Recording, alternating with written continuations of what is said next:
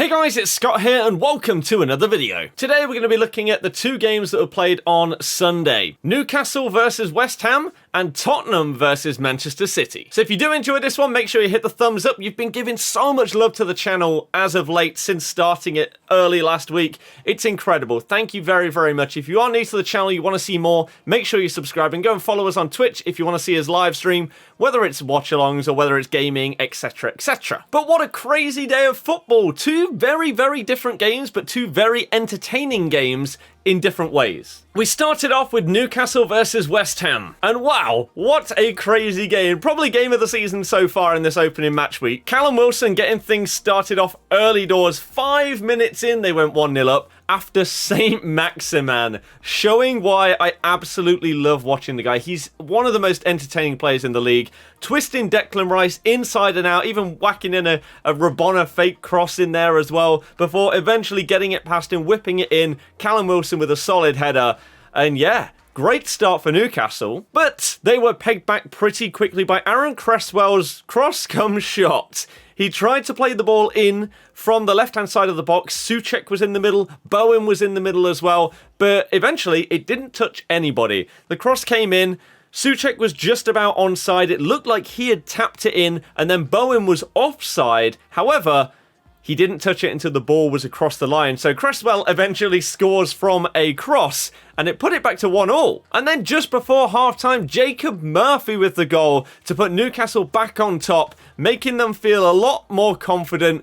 Decent goal, to be fair to them, and they were looking really, really good towards the end of the first half. We come out the second half, and West Ham looked like a bit of a different beast, to be honest with you. Said Benrahma, who was my one to watch for West Ham this season, managed to get the second goal back, the equaliser, the second equaliser for West Ham, after really nice work and a good ball in by Antonio, who was looking very, very up for it today, as was Benrahma. Antonio's cross was put in with a header at the back post before we ended up getting a penalty for West Ham. Poor challenge in the box from the Newcastle defender, and Antonio steps up with all the confidence in the world, and it's saved. However, Souček was there quicker than all the defenders to just tap it in, and yeah, West Ham had a mini scare, but it lasted for about 2 seconds. And then 3 minutes after that, Antonio sealed the victory for West Ham with a fourth goal for the Hammers, and that was that. Benrahma and Antonio looking like a really, really good partnership starting off this season.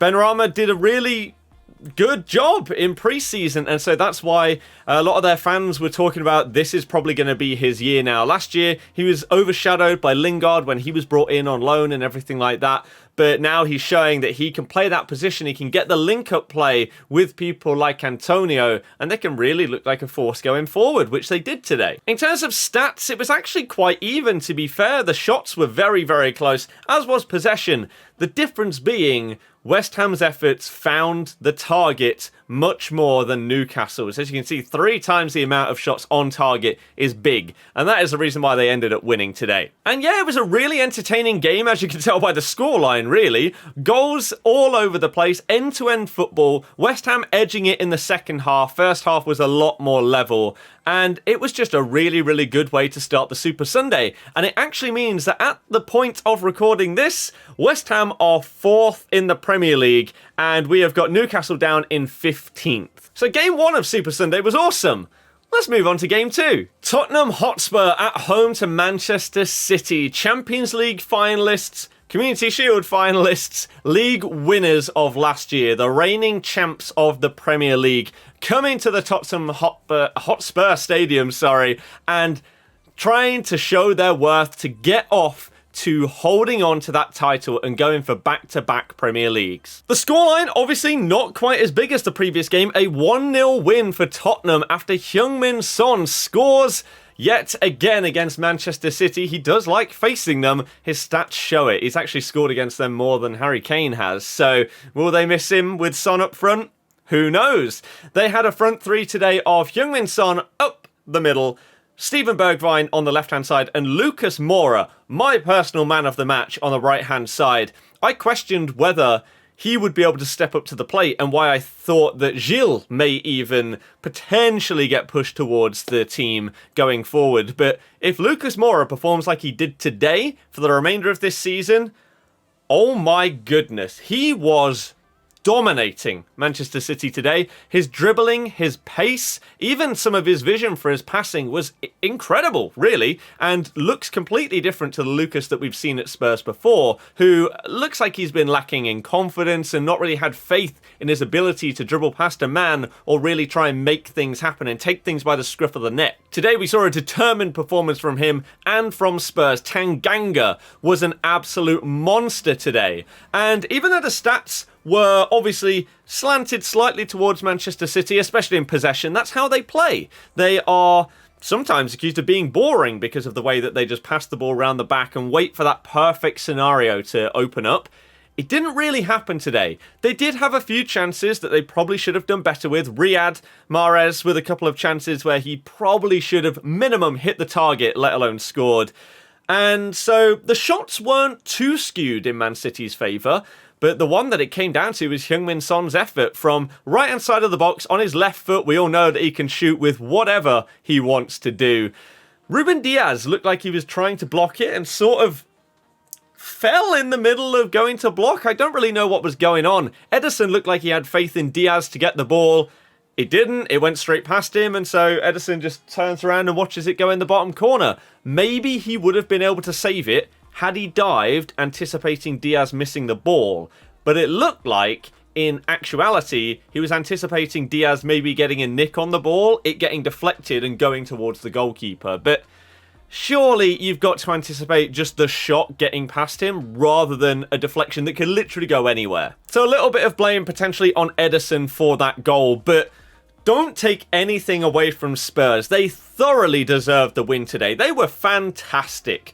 They pressed well, they defended well. Again, their passing out from the back was good, going through midfield, and the front three driving forwards together, very impressive. And this may be the new look for Spurs. I mean, Harry Kane wasn't available to play today, so it wasn't as if he is 100% leaving. However, if he does, and they play like they did today against teams as good as Manchester City, there is no reason why Spurs can't be up there battling for Europe, top 4, etc, etc. I wouldn't go so far as to say that they'll be challenging for the title, because I just don't think that their squad is big enough and talented enough for that kind of rigorous endeavour over 38 games. However, in a one-off game today, first game of the season, they looked very good. Højbjerg in the middle just runs things for Spurs, doesn't he? But yeah, Tanganga and Lucas Moura for me, I would say were the standout players, especially Moura. And so I'm looking forward to seeing more of him. So let me know, did you watch either of these games? And if so, what were your thoughts? Do you think that they would deserve victories for both West Ham and Tottenham today?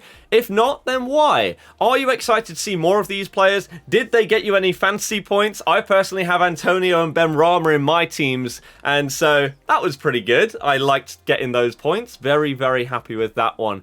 But yeah, these are just mini post-match thoughts, and if you want to see more of these in the future, this is basically a teaser for what we may potentially do going forward. Basically, this channel is obviously very new. It's been going for less than 2 weeks. I just want to know your thoughts on things. Are you enjoying the kind of videos we're doing? Do you have any feedback and things that you would like to see added to the channel? For example, any other kind of videos other than the ones that I've already done? Do you think there should be changes to this style of video? Let me know. I'm always open to feedback in the comments, so please do that. Thumb it up, subscribe, and I'll see you guys next time. Goodbye.